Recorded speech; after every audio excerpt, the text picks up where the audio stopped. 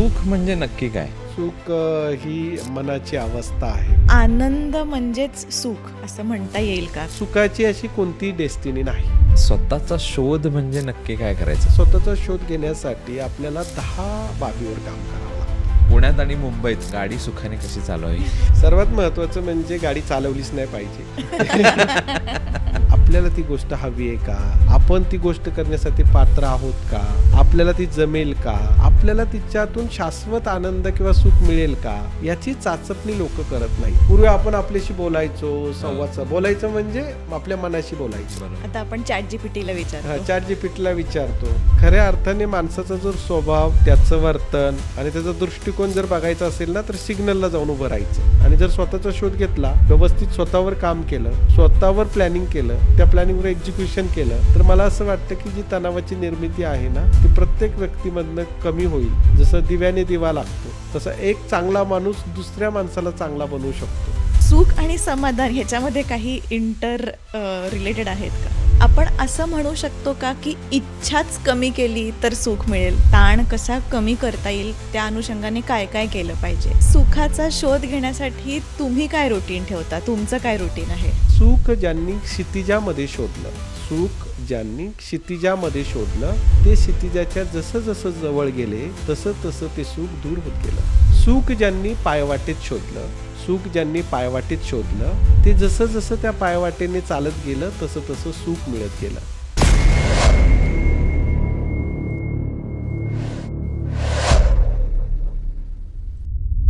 सुख म्हणजे नक्की काय? म्हणजे मला आता एखादी गाडी घ्यावीशी वाटते. मी घेतली गाडी आणि मी थोड्या दिवसांनी माझ्या शेजारच्याची एक मोठी आणखीन एक चांगली कार बघितली. तर मग मला वाटू लागतं, अरे मला पण आता ती घ्यायला पाहिजे. मला माझी कार थोडीशी नाही आवडशी वाटते. सो हे सुख म्हणजे नक्की काय? आणि त्याच्यासाठी वेगळं मे बी स्वप्न असेल. त्याला वाटत असेल मी आता या फ्लॅटमध्ये राहतो, मी बंगल्यामध्ये जाणार कधी. तर सुख म्हणजे नक्की काय? मग मला नेमकं त्याच्यामध्ये काय आपण उपभोगायचं? काय असतं सुख म्हणजे? तसं पाहिलं तर सुख ही मनाची अवस्था आहे, बरोबर आहे. बरं. आणि आपल्याला एखादी गोष्ट हवीशी वाटते हं. किंवा एखादी घटना हवीशी वाटते हं, हं. किंवा एखादी बाब हवीशी वाटते की जी आपल्या मनाला आनंद आणि समाधान देते, हं. तर तिला आपण सुख म्हणतो. परंतु सुख हे जे आहे ना, हं. हे व्यक्तिपरत्वे आहे, बरं. तळ परत्वे आहे हं, हं. आणि काळ परत्वे सुद्धा आहे. बरं. म्हणजे एखादं सुख तुम्हाला एखाद्या ठिकाणावर मिळतंय हं. आणि तेच सुख दुसऱ्या ठिकाणी नेलं आणि ते घ्यायचा प्रयत्न केला, ते मिळत नाही. हं. किंवा एखादं सुख आपल्याला आत्ता मिळतंय, हं, हं. पण काही दिवसांनी जसं आपण पूर्वी वडापाव खायचो, हां. बरोबर आहे, हो. तर त्यावेळेस जो वडापाव खाल्यानंतर आपल्याला जे सुख किंवा आनंद मिळायचा तो आता नाही मिळत. हं. म्हणजे बरोबर. काळापरत्वे सुद्धा सुखाची व्याख्या बदललेली आहे. बरोबर. हं. बरोबर आहे. किंवा स्थान आहे. हं. आपण एखादं नाटक पाहायला बालगंधर्वला गेलो, हां. तिथं आपल्याला जो आनंद मिळेल हं. तोच कुठेतरी एखाद्या दुसऱ्या थिएटरला गेलं, तेच सेम नाटक बरोबर. सेम नाटक सेम कलाकार, तर हं. दुसऱ्या ठिकाणी गेलो तर ते तिथं मिळणार नाही. हं, हं, हं. आणि त्याच्यानंतर तिसरं व्यक्ती सापेक्ष आहे. बरोबर. ओके, म्हणजे 2 मित्र आहेत, हं. दोघांनाही आपण समजा छान आईस्क्रीम खायला दिली 2 मित्रांना. हं, हं. ओके, आणि आईस्क्रीम खायला समजा बटरस्कॉच आईस्क्रीम खायला दिली, हां. तर दोघांनाही मिळणारा त्या आईस्क्रीममधनं मिळणारा जो आनंद किंवा सुख आहे, हं, हं, हं. तर ते सारखं नसणार. हं, हं, हं. त्याचं परसेप्शन काय आहे, त्याला त्याची किती आवड आहे, यापूर्वी ती त्याला आईस्क्रीम आवडती का, वगैरे बरोबर. वगैरे अनेक फॅक्टर मिळून सुखाची निर्मिती होते. बरोबर. त्यामुळं सारांश एवढाच आहे की सुख जे आहे हे व्यक्ती, काळ आणि स्थळ परत्वे बदलत राहतं. म्हणजे सुखाची व्याख्या ही व्यक्ती सापेक्ष आहे, निरपेक्ष नाही. मग अशा केसमध्ये आपण सुखी व्हायला पाहिजे, याच्यासाठी जी लोकांची पळापळ सुरू असते, तर ती कितपत म्हणजे ती योग्य आहे?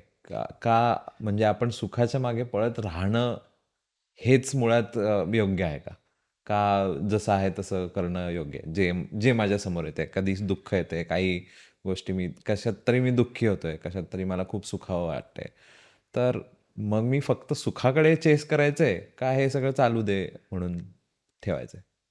सुख जे आहे तर ते आपल्याला जे मिळतं किंवा आपल्याला त्याचा जो अहसास होतो किंवा त्याचं जे ज्याला म्हणतो ना शांती होते सुखाने. बरोबर. तर हा जो विषय आहे ना, हा अपब्रिंगिंगचा विषय आहे का कसं त्याचं अपब्रिंगिंग झालेलं आहे.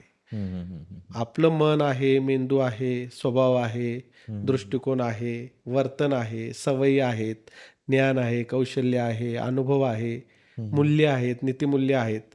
ह्या सर्व गोष्टी धरून जे काय आपण लहानाचे मोठे होतो हम्म, आणि ह्या गोष्टी घडत असताना जे आपल्यावर संस्कार झालेले आहेत, हम्म, हम्म, हम्म. तर त्या संस्काराच्या आधारावर सुखाची व्याख्या ठरते. ओके.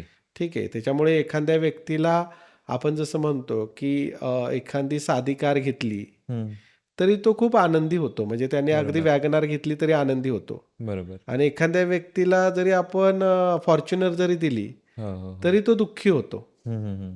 आणि त्याच्यामुळे सुखाचं जे काही परसेप्शन आहे हम्म, हम्म, हम्म. ते पाहत असताना त्या व्यक्तीचं अपब्रिंगिंग कसं झालेलं आहे ते बघावं लागतं. हम्म, हम्म, हम्म. आणि त्या अनुषंगाने शेवटी मी अगोदरच सांगितलं की सुख ही एक भावनिक अवस्था आहे. हम्म. आणि त्याप्रमाणे ती परसेप्शन पण प्रत्येकाचं वेगवेगळं होतं. कारण आत्ता तेच बघायला मिळतंय की सोशल मीडियामुळे इतकं एक्सपोजर वाढलंय. म्हणजे जस्ट उघडलं कुठलंही ॲप की हा इकडे US ला गेलाय, हे मालदीव्सला गेले, ह्यांनी बंगला घेतला, ह्यांनी कार घेतलं, तर कुठेतरी नकळत कंपॅरिझन पण होते की अरे माझ्याकडे नाही आहे. आणि जरी आधी मी समाधानी असेन, पण जस्ट बिकॉज माझा मित्र किंवा मैत्रीण तिकडे गेले त्याच्यामुळे आपल्याला वाटतं की अरे मी हे अचीव्ह नाही करू शकले. त्याच्यामुळे मग कुठेतरी वाटतं की अरे नाही, म्हणजे मी आयुष्यात काहीच अचीव्ह केलं नाही आहे. मग आपण या कन्क्लुजनला येतो की नाही, आत्ताची माझी जी स्टेट आहे ती हॅपी नाही आहे किंवा सुखी नाही आहे मी आत्ता.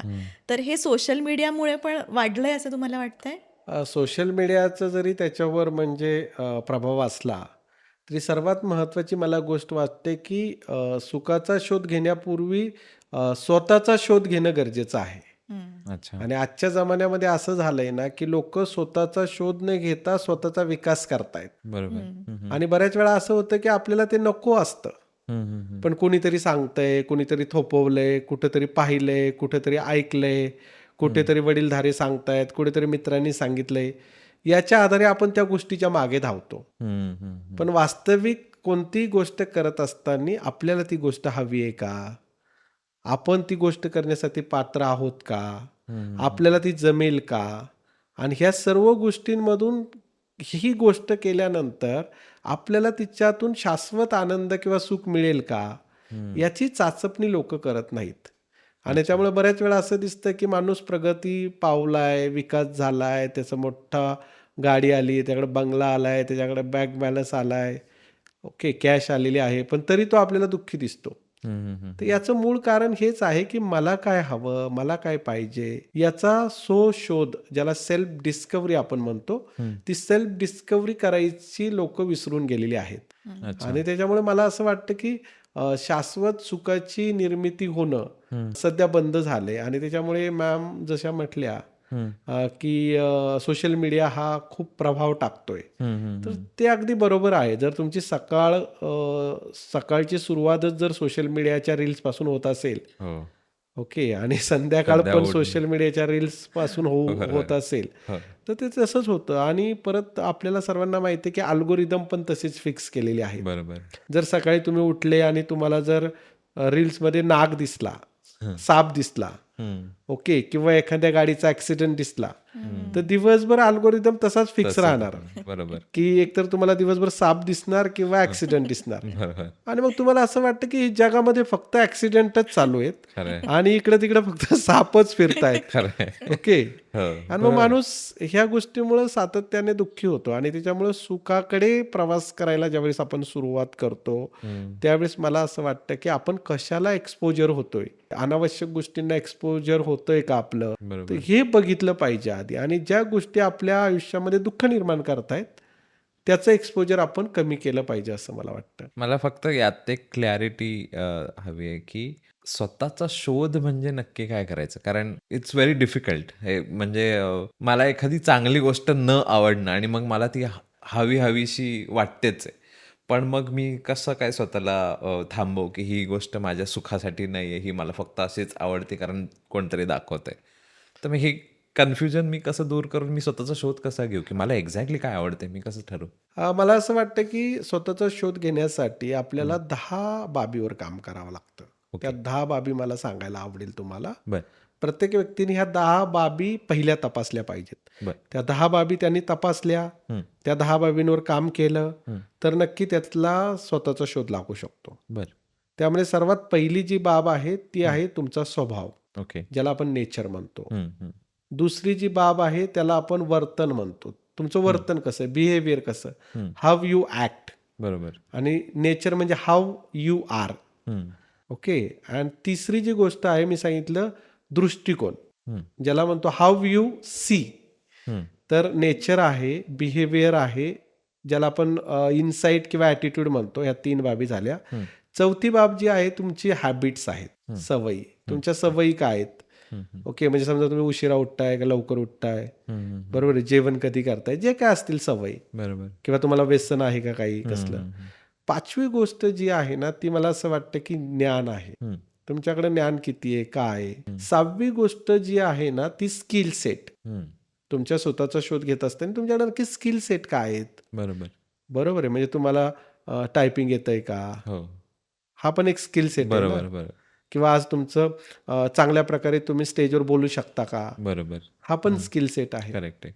ठीक आहे. त्याच्यानंतर 7वी गोष्ट येते ती आहे तुमचा अनुभव. अच्छा. म्हणजे तुमचा एक्सपिरियन्स काय आहे त्या क्षेत्रातला किंवा कसला. ओके. आणि त्याच्यानंतर 8वी गोष्ट येते की तुम्ही ज्याला आपण एथिकल डायलेमा म्हणतो किंवा एथिकल गोष्टी म्हणतो किंवा जीवनमूल्य म्हणतो, हम्म. ती तुमची कशी आहेत. आणि शेवटच्या ज्या 2 गोष्टी आहेत त्या अत्यंत महत्वाच्या आहेत. ज्यामध्ये एक येते मन, तुमच्या मनाला काय वाटतंय. आणि 10वी खूप थोडीशी अवघड आहे सांगायला, आत्मा.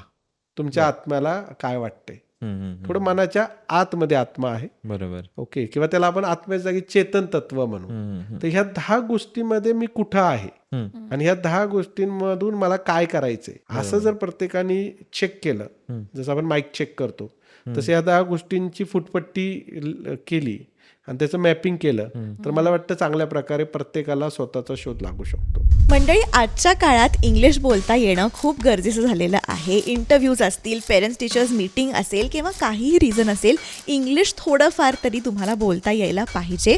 आणि त्यासाठी आपले स्पोकन इंग्लिशचे कोर्सेस अवेलेबल आहेत. seva.in वर हे कोर्सेस अवेलेबल आहेत. प्लस तुम्हाला जर ॲप डाउनलोड करायचं असेल तर ॲपसुद्धा अवेलेबल आहे. सगळी माहिती आणि सगळ्या लिंक्स खाली डिस्क्रिप्शनमध्ये दिलेल्या आहेत. प्री रेकॉर्डेड व्हिडिओज आहेत, स्टेप बाय स्टेप शिकवलेलं आहे. प्रत्येक लेसन नंतर टेस्ट आहेत MCQच्या, जेणेकरून तुम्हाला कळेल की तुम्हाला किती समजलेलं आहे. बऱ्याच गोष्टी आहेत, PDF डाउनलोड करू शकता आणि खूप काही गोष्टी आहेत ॲपमध्ये. त्याच्यामुळे ॲप डाउनलोड करायला विसरू नका. सगळ्या लिंक्स खाली डिस्क्रिप्शनमध्ये दिलेल्या आहेत. आपल्याला आनंद म्हणजेच सुख असं म्हणता येईल का? कारण का असं परसेप्शन असतं की म्हणजे फ्युचरमध्ये मी आनंदी होईल, मी हॅपी होईन, मग मला सुख मिळेल. आणि कायम ते फ्युचरच राहतं. म्हणजे आपण विचार करतो 6 महिन्यात हे होईल, मग मी सुखी होईन. 6 महिने होतात, कदाचित ती गोष्ट अचीवही होते, पण लगेच आपलं टार्गेट चेंज होतं. हे मिळालं का, ठीक आहे, चला आता नेक्स्ट. हे झालं का, चला आता नेक्स्ट. ते झाल्यावर मग मी आनंदी होईन, सुखी होईन. तर हे कॉन्स्टंट टार्गेट चेजिंग आणि आनंदी राहणं आणि सुख याच्यामध्ये काय वाटतं तुम्हाला? मला सांगायला आवडेल की 1 वर्षापूर्वी मी शब्दतरंग नावाचं माझं पुस्तक लिहिलं. शब्दतरंग म्हणजे काय की करोना काळामध्ये मी जवळपास स्वतःहून 500 कोट्स लिहिले होते स्वतः. बर. कलेक्शन ऑफ कोट्स नाही, म्हणजे माझ्या मनाला जे सुचलं त्याच्यातून मी 500 कोट्स लिहिले आणि 500 पैकी मी 300 कोट्स एकत्र करून शब्दतरंग, विचारांना दिशा देणारे कोट्स असं पुस्तक लिहिलं. बर. तर मॅमनी जो प्रश्न विचारला त्या प्रश्नाशी निगडीत त्याच्यात एक कोट आहे, तो मला इथे सांगायला आवडेल तुम्हाला, कारण तो मला आठवला म्हणून. तर त्याच्यामध्ये एक कोट असा आहे की सुख ज्यांनी क्षितिजामध्ये शोधलं, सुख ज्यांनी क्षितिजामध्ये शोधलं ते क्षितिजाच्या जसं जसं जवळ गेले तसं तसं ते सुख दूर होत गेलं. पुढे सुख ज्यांनी पायवाटेत शोधलं, सुख ज्यांनी पायवाटेत शोधलं ते जसं जसं त्या पायवाटेने चालत गेलं तसं तसं सुख मिळत गेलं. मॅमचा जो प्रश्न होता त्याला धरून मला हे सांगायला आवडेल की सुखाची अशी कोणती डेस्टिनी नाही. कारण आपण बघा, आज जर आपण ठरवलं की मला आयफोन घ्यायचा आहे, आत्ता जे लेटेस्ट व्हर्जन आहेत ते, बरोबर, आणि आपल्याला असं वाटतं की आयफोन जे लेटेस्ट आला तो आपल्या हातामध्ये आला की आपण खूप सुखी होऊ, खूप आनंद होईल. बरोबर. तुम्ही बाजारात गेला, फोन घेतला, फोन घेतल्यानंतर घरी आले, घरी ज्या क्षणाला आले ना त्याच वेळेस तुम्हाला असं वाटतं की काही अर्थ नाहीये, अर्थहीन गोष्ट आहे. ओके, अर्थहीन गोष्ट आहे. हो. ओके, तर असं आहे. त्यामुळं असं म्हटलं जातं की अपूर्णता ही सुखाची जननी आहे. ओके, म्हणजे समजा मला घरी फ्रीज घ्यायचा आहे माझ्या बायकोला आणि मला, तर मी कधी कधी बायकोला म्हणतो की फ्रीज आहे ना आपण 1 वर्षाने घेऊ. हम्म. ठीक आहे, माझ्याकडे काही पैसे आहेत, मी कुणाकडून तरी पैसे घेईल. ओके, मी फ्रीज घेईल आज पण. हम्म. परंतु ती अपूर्णता मला फ्रीज घ्यायचा आहे ही ठेवणं आणि ती एका ठराविक वेळेनंतर ती अपूर्णता पूर्ण करणं, त्याच्यात जे सुख आहे ना ते लगेच एखादी गोष्ट मिळवणं, बरोबर. त्याच्यात तेवढं सुख नाहीये असं मला वाटतं. आणि अजून एक कोट मला सांगायला आवडेल की मिळणे आणि मिळवणे, हा, मिळणे आणि बराच मोठा फरक आहे. मिळवणे, बरोबर आहे. तर मिळणे आणि मिळवणे म्हणजे मध्ये आपल्याला जरी वाक्य शब्द छोटे छोटे दिसत असले तरी खूप मोठा अंतर आहे. बरोबर आहे ना. आपण जसं म्हणतो की मिळण्यासाठी आपल्याला वाट बघत बसावी लागते आणि मिळवण्यासाठी कष्ट घ्यावे लागतात. बरोबर. आणि मला असं वाटतं की मिळवण्यासाठी जेव्हा आपण कष्ट घेतो ना त्या कष्टातूनच सुखाची निर्मिती होते. ऍक्च्युली याच्यामध्ये आणखीन एक म्हण मी ऍड करेल जी मला माहिती सांगा आहे. मला म्हण आठवत नाहीये पण त्याचा अर्थ असा होता, destination is not important, the journey is important, right. असं काहीतरी कोट येतो. म्हणजे जर तुम्हाला सहलीला जायचं असेल तर तुम्ही जिथे जाणार आहात तिथं पोहोचल्यानंतर तुम्हाला अगदी सुख मिळेल असं नाही. तुम्ही जात असताना तो प्रवासच सुखाचा असेल तुमचा आणि मग तुम्ही पोहोचाल तुमच्या सहलीच्या ठिकाणी. सो म्हणजे असं आपण म्हणू शकतो की सुख म्हणजे जर्नी आहे. पण आपण असं पण म्हणू शकतो का की ज्यांच्याकडे सगळं नाहीये ते जास्ती सुखी आहेत रादर दॅन ज्यांच्याकडे सगळंच आहे. जसं तुम्ही म्हटलात की फॉर्च्युनर आहे, आयफोन आहे, घरी सगळं आहे, पण ती माणसं सुखी नाही आहेत, काही ना काही व्याधी लागलेल्या आहेत, कोणी आजारी आहे, वर्सेस ज्यांच्याकडे कमी आहे पण ते ते जास्त सुखी आहेत. असं बघितलंय का तुम्ही, असं काही एक्झाम्पल्स? नाही, आहे आणि नाही हां. यात सुखाची व्याख्या आपण मोजू शकत नाही. ओके, एखाद्याकडे आहे आणि एखाद्याकडे नाही. तर आहे म्हणजे सुख आणि नाही म्हणजे दुःख. करेक्ट. असं आपण त्याची तुलना नाही करू शकत. कारण आज आपण पाहतोय की रस्त्यावर आपण बऱ्याच वेळा सिग्नलला थांबतो आणि तिथे एखादा मुलगा आपल्याला सोनचाफ्याचं फूल विकायला येतो. तर मे बी तो हॅप्पी आहे कारण त्याचं विश्व कसं काय, बरोबर. त्या विश्वात तो हॅप्पी आहे. त्याचं फूल आपण घेतलं ओके विकत, तर फॉर्च्युनर घेतल्यानंतर जो आनंद एखाद्या व्यक्तीला होईल त्याच्यापेक्षा कदाचित त्याला जास्त आनंद होईल. बरोबर. ओके, किंवा मग आता आपण शेतकऱ्याचं बघतोय, शेतकरी आपला कष्ट करतो, काबाड कष्ट करतो. आज मी गावाकडे जातो तेव्हा माझे काका वगैरे आहेत किंवा माझा पुतण्या आहे, ते पण खूप कष्ट करतात. पण याचा अर्थ असा नाही की ते दुःखी आहेत, त्यांच्याकडे काही नाही म्हणून. ते त्यांच्या त्यांच्या ओरामध्ये, त्यांच्या त्यांच्या क्षेत्रामध्ये, त्यांच्या ह्या टाईम म्हणजे काळामध्ये ते सुखी आहेत. आणि त्यामुळे आहे आणि नाही ही सुखाची व्याख्या जी आपण करून बसलोय आता सध्या ह्या सोशल मीडियाच्या युगात, तर ती अत्यंत चुकीची आहे. आणि अजून मला एक सांगायला आवडेल की अपेक्षा आणि वास्तव याच्यातला जो फरक वाढवलेला आहे आपण, बरोबर. आणि त्याच्यामुळे सुखापासून आपण दूर होत चाललेलो आहोत. एकदा आपण वास्तव स्वीकारलं ना, जी फॅक्ट आहे ती, तर मग मला असं वाटतं की सुखाची निर्मिती होते. आणि सुखाची निर्मिती असं काही नाही, जिथे मला असं वाटतं दुःखाचा अभाव आहे तिथं सुख असतं. ओके. जिथे दुःखाचा अभाव आहे बरोबर. तिथे सुखाचं अस्तित्व हो, असतं, हो, हो. असं मला वाटतं. मला याच्यावरतीच तुम्ही एखादं एक्झाम्पल सांगू शकता की जिथे दुःखाचा अभाव आहे तिथे सुखाची निर्मिती होते, ह्याच्यावरती एखादं एक्झाम्पल. तर मग याच्यामध्ये असं सांगता येईल की बऱ्याच वेळा आपण गावाकडे बघतो, बरोबर आहे, आणि गावाकडे एखादा मुलगा जो आहे तो शेती करतोय आणि त्याला खूप तिथं कष्ट करावं लागतात. आणि एखादा मुलगा आहे की तो एखाद्या कंपनीमध्ये काम करतोय, त्याला पण खूप कष्ट करावे लागतात. दोघांचं काय कष्ट आहेत. तो गावाकडे आहे त्याला पण कष्ट आहेत. पण हा जो व्यक्ती आहे इथला, याला सकाळी लवकर उठावं लागतं, मोटरसायकल बाहेर काढावी लागते, ट्रॅफिक मधनं त्याला जावं लागतं, त्याच्यानंतर तिथं ऑफिसला गेल्यावर जॉब वर्क करावं लागतं. तिथं त्याचा सुपरवायझर त्याच्यावर रागवलेला असतो. त्याच्यानंतर त्याला जेवायची वेळ असते तेव्हा जेवायला मिळत नाही. तर हे सर्व जे दुःखाचे पॉइंट आहेत ना, म्हणजे जरी हा शहराकडे असला तरी हा दुःख याच्या आयुष्यामध्ये तयार होतं. आणि जो गावाकडे आहे तिथं दुःखाचे पॉइंट्सच नाहीयेत. बरोबर. तो जेव्हा शेतात काम करतो, शेत त्याचं असतं, हो. पाणी जिथून घेतो विहीर त्याची असते. बरोबर. त्याने जे काही बांधून नेलेलं आहे, हो. काय असेल, कांदा भाकरी असेल काय किंवा असेल. मीठ भाकरी हो. काय असेल ती, हो. किंवा ठेचा भाकरी असेल हो. ती त्याला फ्लेक्झिबिलिटी आहे बरोबर. की मी कधी खायची, करेक्ट. आणि शिवाय कोणतं काम कधी थांबवायचं हे त्याच्याकडे. हे त्याच्याकडे आहे. त्यामुळे तिथे दुःखाचे पॉइंट नाहीयेत, इथे दुःखाचे पॉइंट आहे. त्यामुळे इथला जो व्यक्ती आहे तो महिन्याला 50,000 कमवतोय, कारण तरी तो दुःखी आहे, कारण इथं दुःखाचे पॉइंट जास्त आहेत. आणि तो पोरगा 5,000 रुपयेच कमवतोय, पण तिथे दुःखाचे पॉइंट नाहीत. तर मला असं वाटतं हे असं इंटरकनेक्ट करता येईल. म्हणजे आपण असं म्हणू शकतो की सुख किंवा इव्हन दुःख हे आपणच बनवलेल्या आपल्या विश्वामध्ये आहे. समजा मी माझ्या भौतिक विश्व बनवलंय आणि त्याच्यामध्ये मीच ठरवते की मला हे पाहिजे, हे पाहिजे, हे पाहिजे, हे पाहिजे, आणि ते माझ्याकडे नाही आता, तर मग मी दुःखी आहे असं पकडूयात.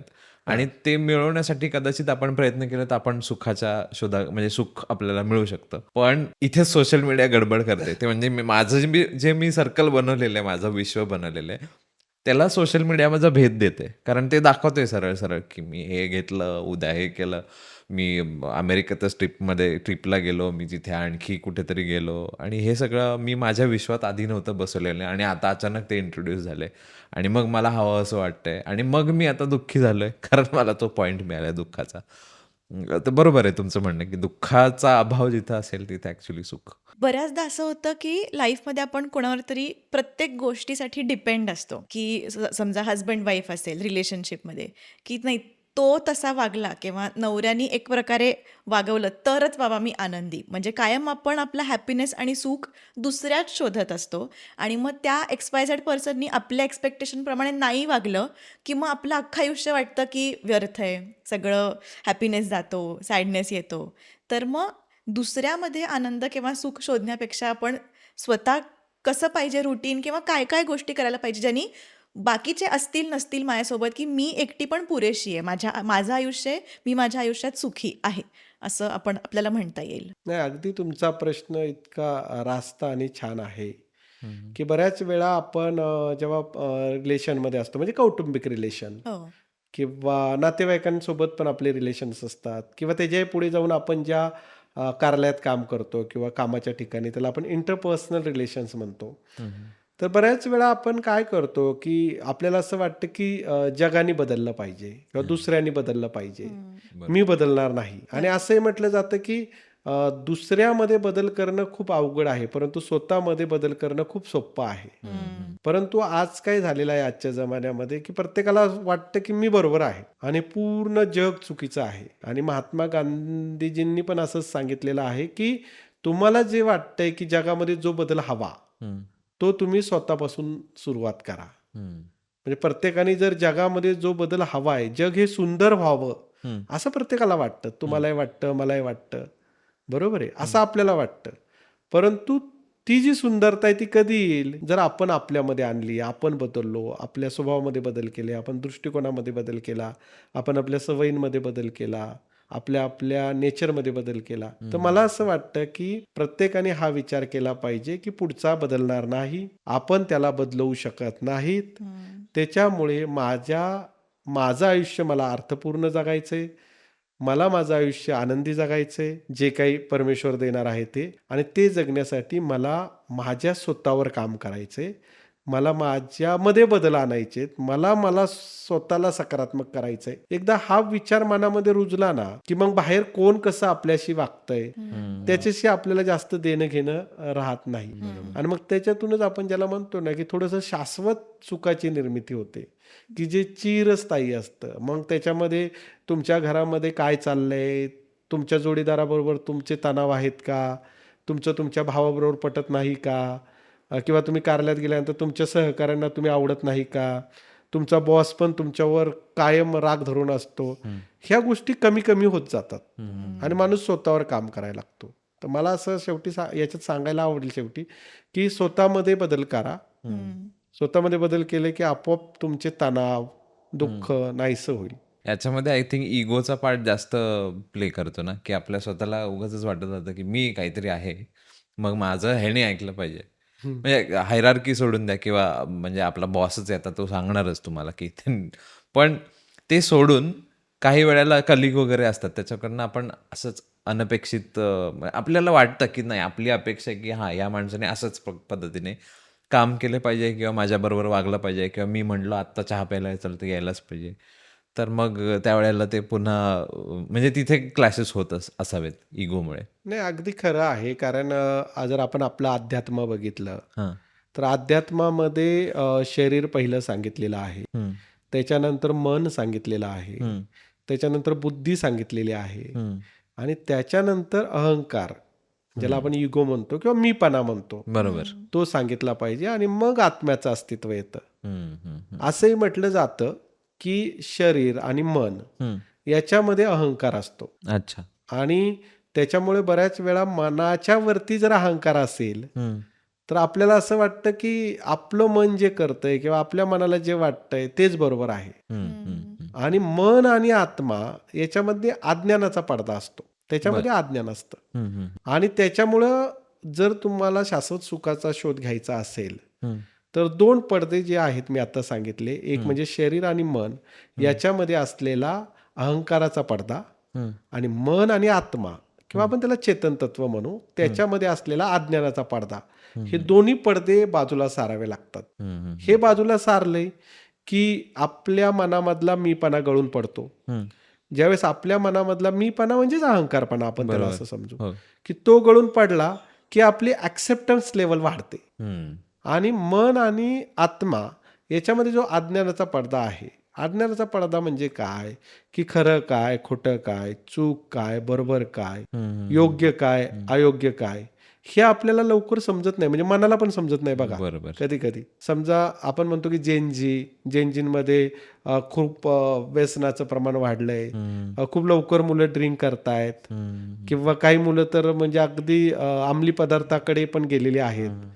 तर याच्यामध्ये मला असं वाटतं की अज्ञान जे आहे त्यांच्यामध्ये असलेलं, हं. त्या अज्ञानाचा पडदा एवढा कठीण झालेला आहे की त्यांना ते कळतच नाही की आपण काय करतोय. आणि मला वाटतं का हा अज्ञानाचा अहंकार दूर करणं जेनजी मधला हं. हे आपल्या सर्वांचं काम आहे. आणि त्यामध्ये सर्वात महत्वाची भूमिका मला असं वाटतं की पालकांची आहे, नातेवाईकांची आहे, गुरुजींची आहे, ज्याला आपण टीचर म्हणतो. पुढे जाऊन मग जे समाजातले आपण ज्याला बुद्धिजीवी लोक म्हणतो त्यांची आहे. या सर्वांनी जर तो अज्ञानाचा पडदा दूर केला तर मला असं वाटतं की ही जी जेनजील मुलं जी दुसरीकडे डायव्हर्ट होत आहेत यांचं डायव्हर्जन आपण हळूहळू थांबवू शकतो. याच्यावरून मला असं विचारावंसं वाटतंय की सुख आणि समाधान हे इंटर रिलेटेड असू शकतं का? कारण का समाधानी लोक पण 2 प्रकारचे असू शकतात. एकतर ठीक आहे माझ्याकडे जे आहे म्हणजे सगळंच आहे बाबा, मर्सिडीज असेल किंवा बंगला आहे, जमीन आहे आणि मी समाधानी आहे, खुश आहे. आणि दुसरी कॅटेगरी आहे की मी ॲक्सेप्ट केलंय की अरे काहीच चांगलं नाहीये, नवरा चांगला वागत नाहीये, घरचे चांगलं वागत नाहीये, जॉबही नाहीये, पैसे नाहीये, हेल्थ पण प्रॉब्लेम आहेत, पण आता हे असंच आहे, मी ॲक्सेप्ट केलंय आणि मी समाधानी आहे, पण मी सुखी नाहीये. तर सुख आणि समाधान ह्याच्यामध्ये काही इंटर रिलेटेड रिलेशन आहेत आहे का? का? नाही, साहजिकच इंटर रिलेशन आहे. कारण जोपर्यंत समाधान आहे तरच सुखाची निर्मिती होऊ शकते. जिथे समाधानच नाही तिथे सुखाची निर्मिती होऊ शकतच नाही, असं माझं मत आहे. परंतु एखाद्याला सुख मिळतंय पण समाधान मिळत नाही तर मग ते शाश्वत सुख राहणार नाही. ते तेवढ्या पुरतं, म्हणजे जसं आता आपण परत त्याच उदाहरणाकडे येऊ की समजा एखाद्याला ड्रिंक करूशी वाटतंय, बरोबर आहे, तो ड्रिंक करायला गेला, त्याने ड्रिंक केलं तर तेवढ्या पुरतं त्याला चांगलं वाटेल, हॅप्पी होईल तो किंवा त्याला जॉयफुल होईल. परंतु संध्याकाळी घरी आला, सकाळी उठला की त्याच्यातून समाधान निर्माण होणार नाही आणि मग तो परत दुःखी होईल. पण याच्या उलट आपण बघूया की एखादी सोशल ऍक्टिव्हिटी आहे, ओके, आणि एखादा व्यक्ती त्या सोशल ऍक्टिव्हिटीला संध्याकाळी गेला आणि तिथं त्यांनी सोशल ऍक्टिव्हिटी काय केली, काय असेल, झाडं लावणं असतील किंवा रक्तदान असेल, व्हॉट एव्हर, किंवा कुठेतरी स्वच्छता करायची असेल, काही सोशल ऍक्टिव्हिटी किंवा कुठेतरी कुणाला तरी मदत करायची असेल, आणि तो व्यक्ती संध्याकाळी आला, झोपला आणि परत सकाळी उठला तर त्याच्यामध्ये एक वेगळं समाधानाची अनुभूती त्याच्यामध्ये निर्माण होईल. आणि त्यामुळे असं म्हणा की समाधानाचा जो मार्ग आहे ना तो सुखाच्या स्टेशनवरनं जातो. आणि मला असं वाटतं की सुख समाधान हे इंटरलिंक आहे, परंतु मला वाटतं अशा सुखाचे आपण शोध घेतला पाहिजे किंवा त्या सुखाकडे गेलो पाहिजे की जे आपल्याला समाधान देणारं आहे. आणि मला वाटतं चुकीच्या गोष्टी सुख देतील पण समाधान देणार नाही असं मला वाटतं. आपण असं म्हणू शकतो का की इच्छाच कमी केली तर सुख मिळेल, की बाबा नको ह्या गाडीची इच्छाच नाही किंवा पर्टिक्युलर गोष्टींची ग्रीड म्हणा किंवा इच्छाच नाही तर मग सुख मिळेल असं म्हणूया का? नाही, हे ड्रीम्स आहेत, मी ते चेज करणार, पण मग ते आपण चेझिंगमध्ये जातो. करंट सिच्युएशन, सध्याचं आयुष्य किती छान आहे, स्टेबल आहे हे विसरतो. त्याच्यामुळे आपल्या ज्या इच्छा आहेत, ड्रीम्स आहेत त्या फुलफिल करायला जाव्या का कमीच इच्छा ठेव्या, म्हणजे करंट सिच्युएशनमध्ये मी हॅप्पी आहे, सुखी आहे. त्याला आपल्याला दोन कन्सेप्टवर बोलावं लागेल. एक म्हणजे ज्याला आपण अल्पसंतुष्टी म्हणतो ओके. आणि दुसरी कन्सेप्ट आहे ज्याला आपण महत्वाकांक्षा म्हणतो. म्हणजे अल्पसंतुष्ट असणं हे सुखी असण्याचं लक्षण आहे का, असा तुमचा प्रश्न आहे. बरोबर. आणि दुसरा तुमचा प्रश्न असा आहे की महत्वाकांक्षी असणं हे दुःखाचं लक्षण आहे का. खरंय. बरोबर. बरोबर आहे का? हां, हो, म्हणजे हो. हे प्रश्न तसे इंटर रिलेटेड आहेत. हो.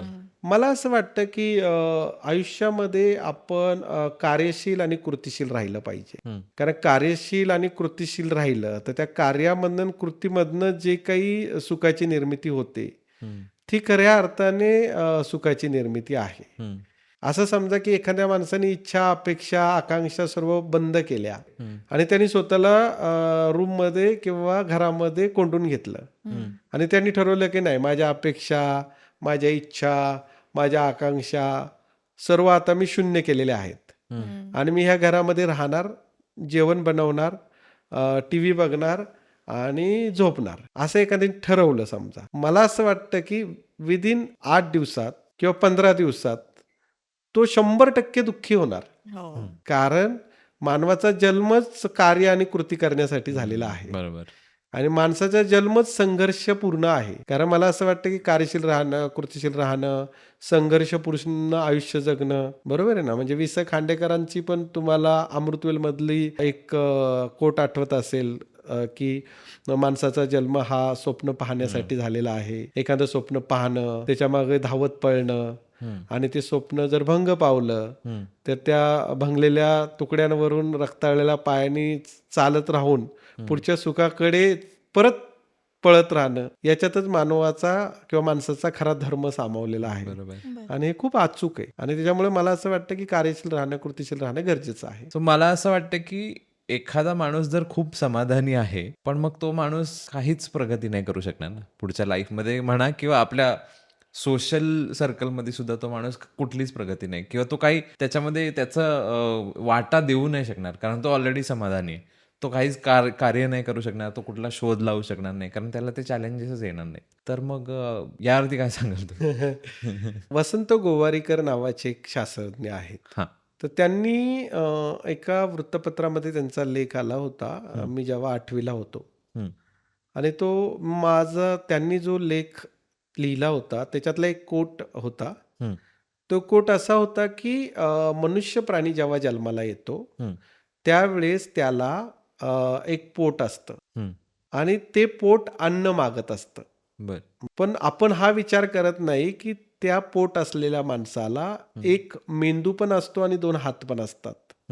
आणि त्यांचं असं म्हणणं होतं की मेंदूला जर योग्य शिक्षण दिलं आणि हातांना जर काम दिलं तर आपली जी वाढती लोकसंख्या आहे ती आपल्याला भारभूत न वाटता आधारभूत वाटू शकते. आणि मला तुमच्या प्रश्नाच्या अनुषंगाने तसं सांगायचंय की कोणताही व्यक्ती असो ह्या भूतलावरचा, त्या व्यक्तीची समाधानाची जी पातळी आहे ती समाधानाची पातळी आणि त्याची काम आणि कार्य करण्याची पातळी, ह्या दोन्ही आपल्याला एकत्र घेऊन जाता येणारच नाहीयेत. बरोबर आहे. कारण कार्यात आणि कृतीतच त्याला ते समाधान मिळणार आहे. आणि त्यामुळं आपण पाहतोय की खूप मोठी मोठी लोक आहेत आपल्या आजूबाजूला की ते सातत्याने कार्यशील, कृतिशील राहत आहे. आणि मला वाटतं तोच सार आहे. यातनं अजून एक प्रश्न येतो, थोडासा डीप किंवा थोडासा सांगा. विषयांतर होऊ शकतं.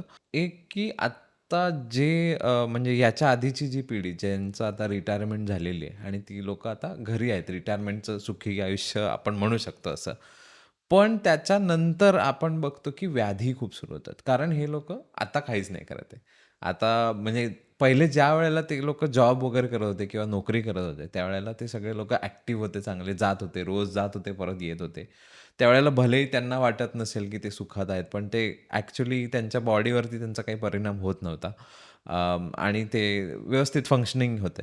पण जसे ते रिटायर होतात, पहिले 1-2 वर्षामध्येच व्याधींची सुरुवात व्हायला लागते. म्हणजे त्यावेळेला त्यांची मानसिकता अशी असते की मी आता रिटायरमेंट मी काही करणार नाही, मी घरी बसणार फक्त.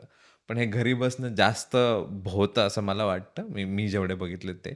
आणि त्यानंतर व्याधी वगैरे सगळ्या गोष्टी सुरू होतात. तर त्यांनी काहीतरी कृती करायला पाहिजे असं वाटतं का तुम्हाला? इट्स सुखाशी रिलेटेड नाहीये, पण अल्टिमेटली आहे असं पण म्हणू शकतो. कारण कोणालाही हॉस्पिटलमध्ये जाऊन राहायला आवडणार नाही किंवा सारखी कुठली तरी व्याधी घेऊन रोज चालायला वगैरे आवडणार नाही.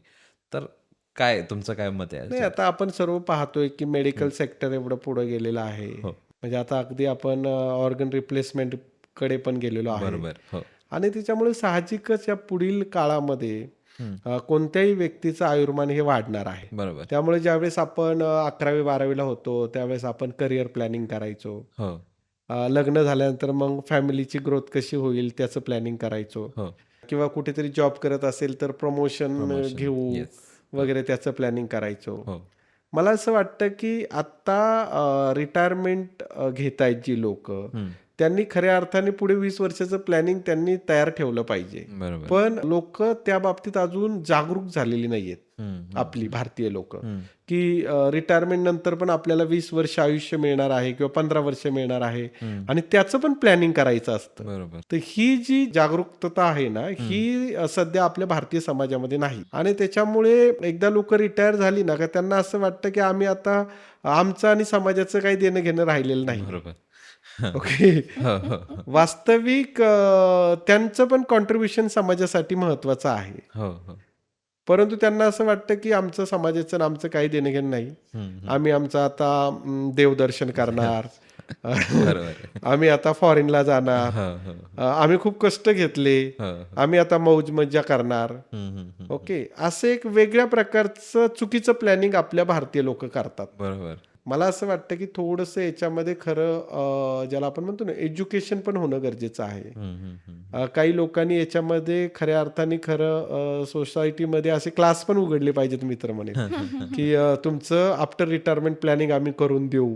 बरोबर. आणि मला असं वाटतं की ह्या लोकांनी थोडंसं आयुष्याकडे वेगळ्या पद्धतीने बघून हं. आम्ही चांगल्या प्रकारे काम करू शकतो. आम्ही समाजात हे कॉन्ट्रीब्युट करू शकतो. आम्ही मार्गदर्शकाच्या भूमिकेत सुद्धा राहू शकतो.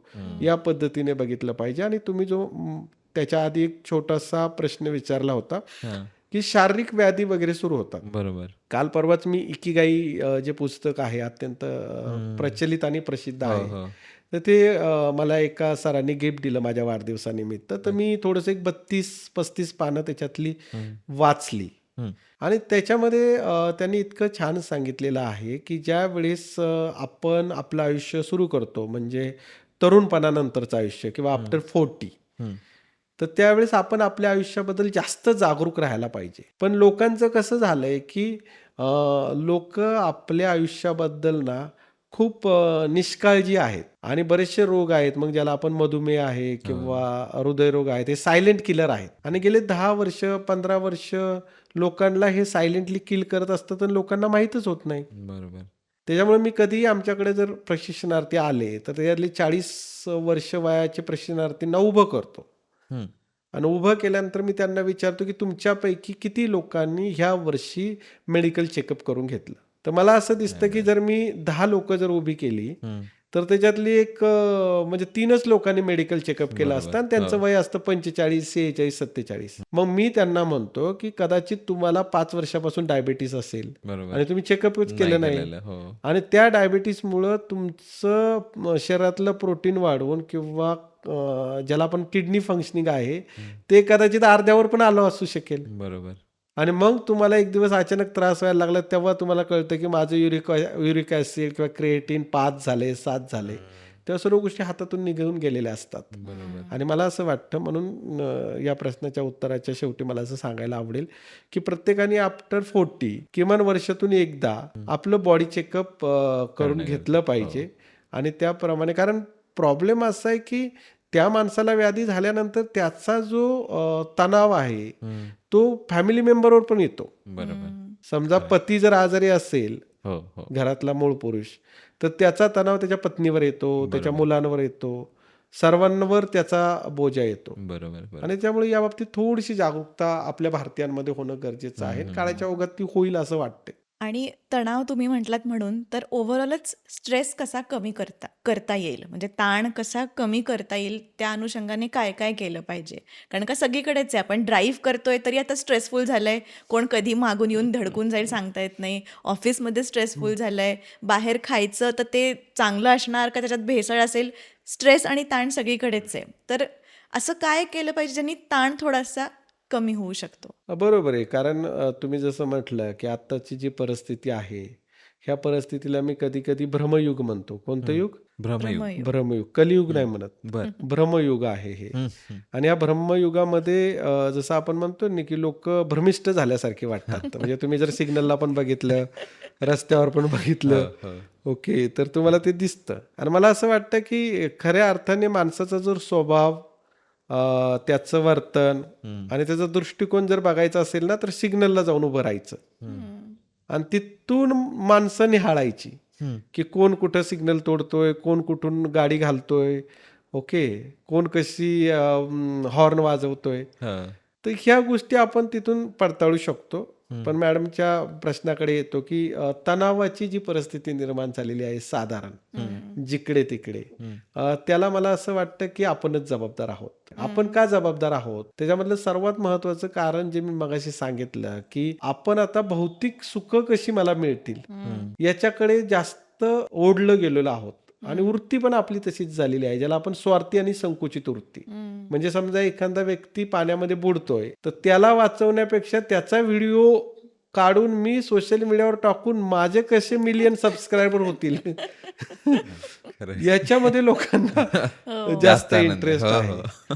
किंवा रस्त्याला जर ऍक्सिडेंट झालेला आहे, एखादा व्यक्ती मोटरसायकलवरनं पडलेला आहे, त्याला मार लागलेला आहे, तर कमीत कमी म्हणजे असं समजा की 40-50 गाड्या गेल्यानंतर कुणाला तरी एकाला उपरती होते की त्याला जाऊन मदत करावी. म्हणजे लोकांना असं वाटतं की मी याच्यासाठी वेळ का खर्च करू. बरोबर. तर स्वार्थी आणि संकुचित वृत्ती जी आहे ना, ती आपल्या सर्वांमध्येच वाढलेली आहे. आणि दूरदृष्टी ज्याला म्हणतो आपण, दूरचं पाहिलं पाहिजे, इतरांना मदत केली पाहिजे, इतरांना सहकार्य केलं पाहिजे, ही वृत्ती सुद्धा आपल्यामध्ये कमी झालेली आहे. आणि या सर्वच ज्या गोष्टी ज्या आहेत ना, त्या शेवटी फिरून फिरून स्वतःपर्यंत येऊन थांबतात. आणि मग स्वतःपर्यंत त्या गोष्टी येऊन थांबल्या की मला असं वाटतं की हळूहळू तणावाची निर्मिती व्हायला सुरुवात होते. मग आज जो पुढच्याकडे तणाव आहे, बरोबर आहे, आज जो पुढचा माणूस पाण्यामध्ये बुडत आहे, आज जो पुढचा माणूस कुठेतरी ऍक्सिडेंटमध्ये लागलेला आहे, त्याच्या ठिकाणी नंतर काही दिवसांनी आपली पण वेळ येते, येऊ शकतो, आपल्यावर पण येऊ शकतो. वेळ येते. आणि असं म्हटलं जातं की जगाची जी निर्मिती झालेली आहे किंवा आजपर्यंत जो माणसाचा प्रवास आहे, तो फक्त परस्पर सहकार्य याच्यावरच आधारित आहे. आणि कुठंतरी हे परस्पर सहकार्य जे आहे, ज्याला आपण म्युच्युअल कोऑपरेशन म्हणतो, ते संपतंय का? तर अशी एकंदर परिस्थिती झालेली आहे. आणि त्याच्यामुळे सर्वात महत्वाचं जे आपण अगोदर म्हणत होतो ना की शोध, त्याच्याकडेच परत येऊन विषय थांबतो की शोध घेणं खूप गरजेचं आहे, ज्याला आपण आत्मिक शोध सुद्धा म्हणू, बरोबर. किंवा आपल्या मनाचा शोध किंवा असं म्हणू. तर याच्याकडे गरजेचं आहे असं मला वाटतं. आणि जर स्वतःचा शोध घेतला, व्यवस्थित स्वतःवर काम केलं, स्वतःवर प्लॅनिंग केलं, त्या प्लॅनिंगवर एक्झिक्युशन केलं, तर मला असं वाटतं की जी तणावाची निर्मिती आहे ना, ती प्रत्येक व्यक्तीमधनं कमी होईल. आणि प्रत्येक व्यक्तीमधला तणाव कमी झाला तर समाजातला तणाव पण आहे ना, जसं दिव्याने दिवा लागतो, तसं एक चांगला माणूस दुसऱ्या माणसाला चांगला बनवू शकतो. किंवा एक ज्याला आपण म्हणतो ना, तणाव नसलेला माणूस दुसऱ्याला तणावापासून मुक्त करू शकतो. बरोबर. तर या असं होणं गरजेचं आहे. सरांचं पुस्तक आहे सुखाच्या शोधात, ते मी अजून वाचलेलं नाहीये, पण सर समोरच आहेत, त्यामुळे मी सरांना डायरेक्ट प्रश्न विचारतो. सर, पुण्यात आणि मुंबईत गाडी सुखाने कशी चालवावी? सर्वात महत्वाचं म्हणजे गाडी चालवलीच नाही पाहिजे. ओके. अच्छा. सर्वात महत्वाचं उत्तर. हां. पब्लिक ट्रान्सपोर्टचा वापर केला पाहिजे. बरोबर.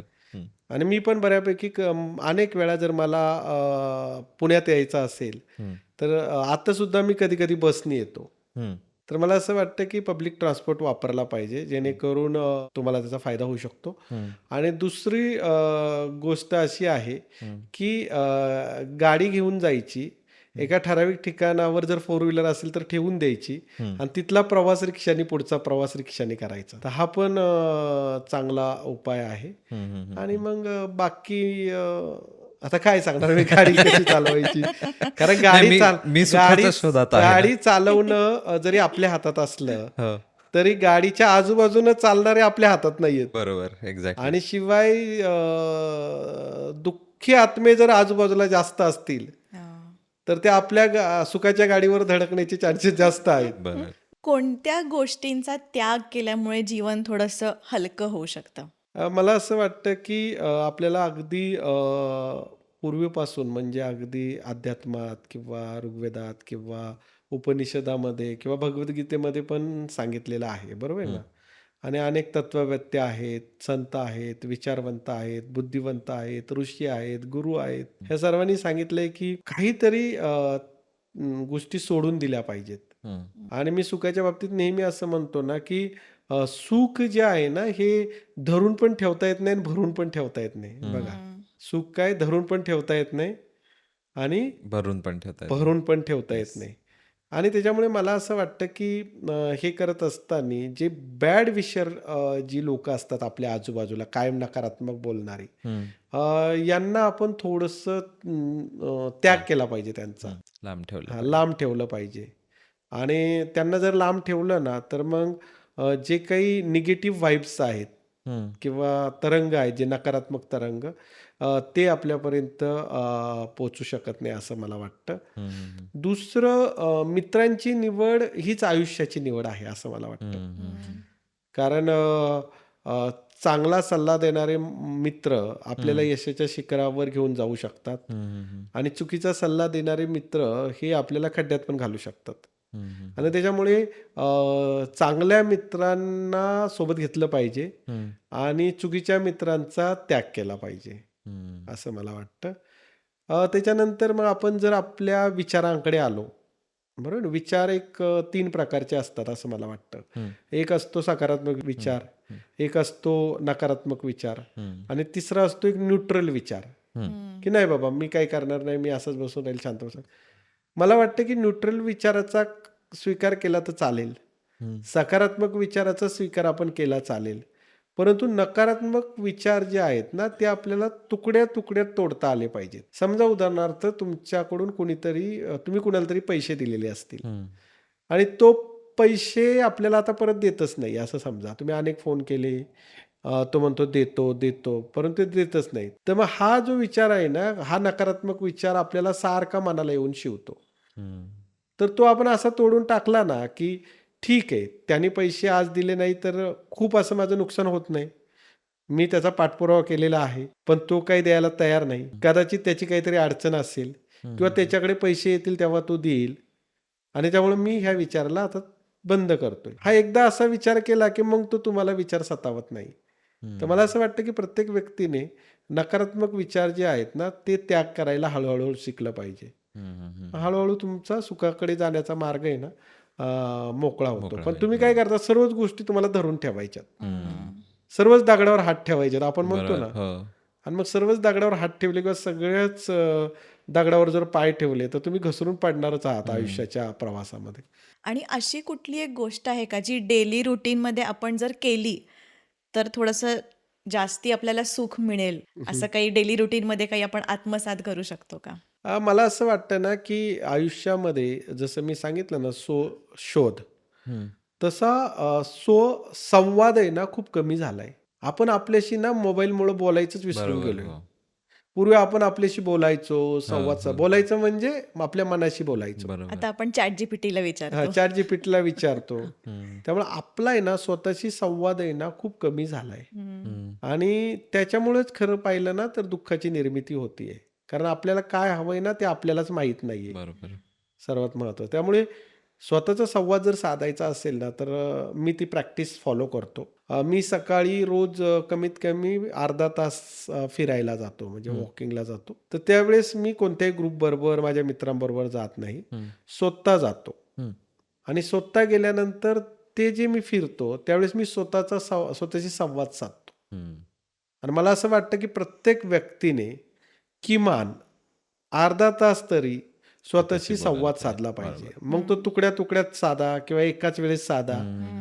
आणि संध्याकाळी सुद्धा झोपण्यापूर्वी ना एक 5 ते 10 मिनिटं सुद्धा स्वतःशी संवाद साधला पाहिजे की मी आज काय केलं, बरोबर केलं का, चूक केलं का, हे माझ्या विकासासाठी आवश्यक आहे का, हम्म. ह्या गोष्टी सुद्धा संध्याकाळी थोडासा संवाद साधून पडताळल्या पाहिजेत. मग सुखाचा शोध घेण्यासाठी तुम्ही काय रुटीन ठेवता? तुमचं काय रुटीन आहे? मला असं वाटतं की सुखाचा शोध हा मी मगाशी सांगितलं की पायवाटेत आहे. हम्म. किंवा त्या क्षणामध्ये आहे. हम्म. आणि त्याच्यामुळे सकाळी माझं जो सुरुवात होते हम्म. ती मी मगाशी सांगितली की स्वतःशी संवाद साधण्याने सुरुवात होते.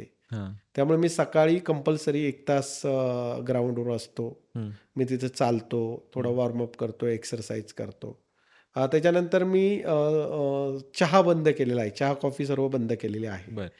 त्याच्या जागी मी आवळा ज्यूस घेतो हम्म. किंवा मोरिंगाचा ज्यूस घेतो. ज्यूस म्हणजे ती पावडर घेतो. हम्म. रॉ आवळा जी मिळतात तर त्याचा पण ज्यूस घेतो. हम्म. त्याच्यानंतर मी मोस्टली सकाळी जेवण करूनच ऑफिसला निघतो.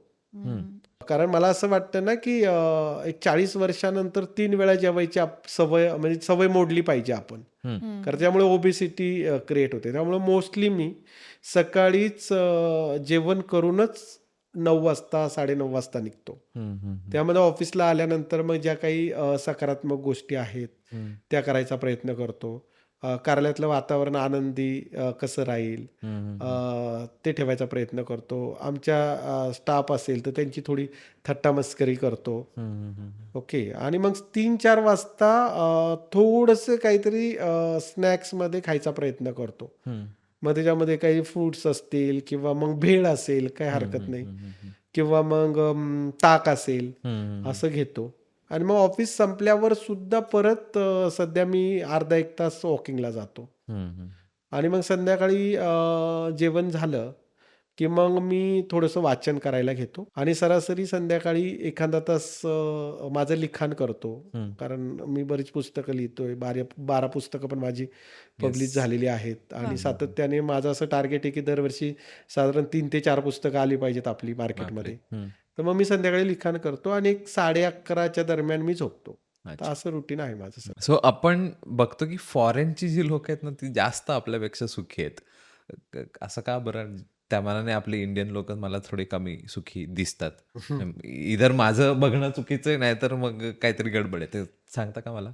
मला असं वाटतं की वेस्टर्न कल्चरपेक्षा ईस्टर्न कल्चर जे आहे, म्हणजे पूर्वेकडील जे देश आहेत, तर त्यांनी स्वतःला चांगल्या प्रकारे ग्रो केले मला असं वाटतं. थोडं वेस्टर्नकडे खूपच वेस्टर्नायझेशन आहे आणि बरेच इश्यू पण तिकडे क्रिएट होत आहेत.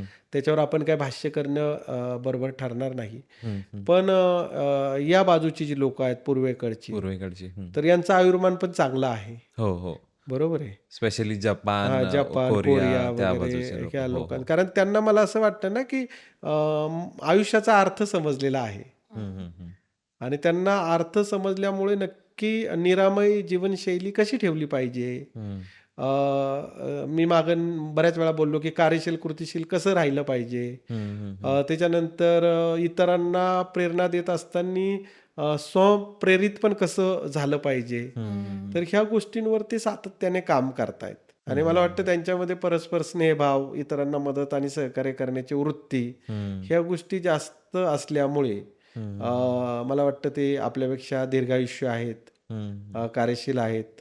पुढे पण आहेत असं आपल्याला म्हणावं लागेल. आणि लास्टली ऑडियन्सला तुम्ही काय असं 3 टिप्स किंवा काय सांगाल ज्यांनी त्यांचं आयुष्य थोडंसं सुखकर होईल? मला असं वाटतं की ह्या टिप्समध्ये मी 3च गोष्टीवर कॉन्सन्ट्रेशन करायला सांगेल सर्व मित्रांना.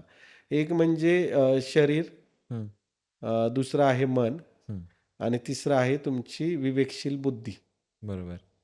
शरीराच्या बाबतीत मी असं सांगेल की तुमचं असणं महत्वाचं आहे, बाकी सर्व मोहमाया आहे. हां, बरोबर आहे. बरोबर आहे. त्यामुळे तुमचं शरीर कसं तंदुरुस्त राहील, फ्लेक्झिबल राहील, एन्डोरन्स त्याच्यात कसा राहील, हम्म, तर त्या शरीराकडे जसं आपण मोटरसायकलला पण मध्ये मध्ये सर्व्हिसिंग सर्व्हिस करतो, बरोबर आहे. करतो. बरोबर. पण शरीराची सर्व्हिसिंग अजिबातच करत नाही, कारण आपल्याला ते कळतच नाही आत काय चाललंय. हम्म, त्यामुळे सर्वांनी शरीराकडे लक्ष दिलं पाहिजे आणि शरीराकडे लक्ष देत असताना सर्वात महत्वाचं समतोल आहार, हो. दुसरं जे आहे व्यायाम, हम्म, तिसरं आहे पुरेसं पाणी. बरोबर. या 3 गोष्टी मला वाटतं की सर्वांनी फॉलो केल्या पाहिजेत. हम्म, दुसरं आहे मन. हम्म, मनाच्या बाबतीत जर सांगायचं झालं तर आपल्या सर्व तणावाचं आणि दुःखाचं कारण तसं बऱ्यापैकी मन. मनामध्ये आहे. बरोबर.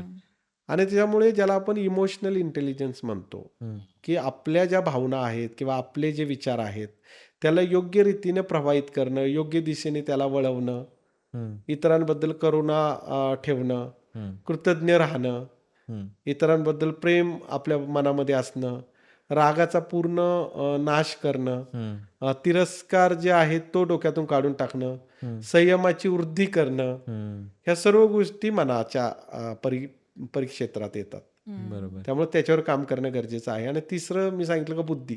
हम्म, तर बुद्धीने पण आपण काम केलं पाहिजे. त्यामुळे विवेक जो आहे हम्म, किंवा ज्याला आपण विवेकासोबत ज्याला आपण प्रज्ञा म्हणतो, हम्म, विजडम म्हणतो, बरोबर. हम्म, बरोबर आहे. तर विवेक आणि प्रज्ञा जर थोडीफार जागृत केली हम्म, तर मला वाटतं आपली बुद्धी सुद्धा चांगल्या प्रकारे काम करू शकते. हम्म, आणि त्यामुळे आजच्या जगामध्ये खऱ्या अर्थाने जर सुख शोधायचं असेल किंवा सुखाकडे जायचं असेल आपल्याला किंवा सुखाच्या मार्गावर चालायचं असेल, हम्म, तर मला असं वाटतं की शरीर, मन आणि बुद्धी ह्या त्रयीवर विजय मिळवता आला पाहिजे आपल्याला. आणि तो जर विजय मिळवला तर आपण सुखाच्या शोधात मार्गस्थ होणार आहेत.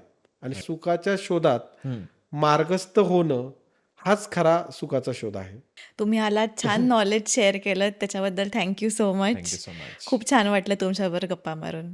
धन्यवाद.